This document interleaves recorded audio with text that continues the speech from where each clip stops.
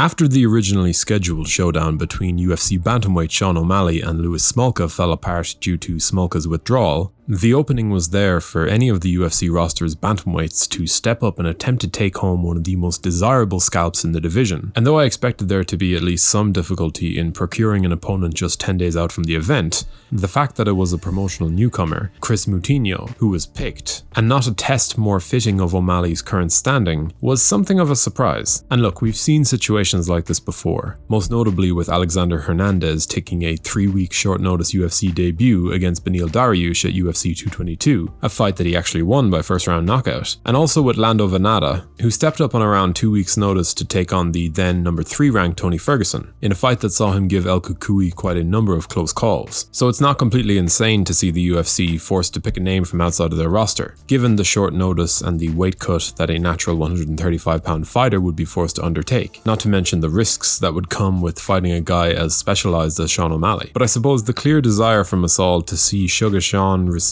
a more interesting test has led to what in some ways has been seen by many as an underwhelming pairing, even if it will likely spring up either a dominant artistic showcase or an almighty upset. So yeah, I'm not too mad at Omalley versus Moutinho under the circumstances, and I suppose I'm just happy to hear that he'll be staying on the card. But given O'Malley's popularity, or in some cases his infamy, I've always found that a lot of fans have been all over the place in their assessment of his potential. Because love him or hate him, the lad has potential, that much is very clear. I always have been quite tentative in my grading of prospects like Omalley, fighters who have clear, artistically tinged talents in one area, but have yet to be tested in others. When I watch Sugar Sean, and in particular when he's in his flow, it's pretty evident that this guy is a uniquely interesting proposition on the feet. A smooth, dynamic assassin whose accuracy and creativity in there makes him a joy to watch. And while that alone should be enough to make him a fan favorite, like most athletes who talk a lot, Omalley has garnered quite a lot of detractors. Fans who are just not content to shut up and enjoy the show. Because yeah, we don't know the full story yet. Marlon Vera aside, he has yet to really be tested, or at least exposed to the type of opponent that might give more credibility to his lofty claims about himself. And that's not really his fault, for the most part. The injuries he suffered were nasty, and the UFC, after the mess that was the Sage Norcutt debacle, are choosing to approach this one with a healthy degree of caution. I don't even know what to say about the USADA situation. It's never really my place to speculate. But yeah, the MMA fan base were never going to be anything but ruthless to a guy who talks like Omalley talks without the results to back it up. And yeah, that Vera fight was a legitimate loss. He got his leg chewed up by a strike that his opponent clearly intended to hurt him with. There's no other way to look at it. Now, does that mean that it was a damning defeat, and one that served to quote-unquote expose this guy as a fraud? Absolutely not. As far as divisive fighters and their fight results are concerned, it's always one extreme or another extreme with MMA fans, or at least a lot of them. And I suppose for this video, where the question of whether we're overrating or underrating Omalley is posed, I truly feel as though the answer lies somewhere in the middle. Because in reality, we haven't a clue of what we're dealing with yet. On a side note, if you're enjoying this content, be sure to subscribe to the channel to stay up to date with all of our latest uploads, before leaving a comment to let YouTube's algorithms know that we're fast becoming one of the best MMA channels on the platform. Even if Omalley goes out there and puts on the single greatest performance of his career against Moutinho,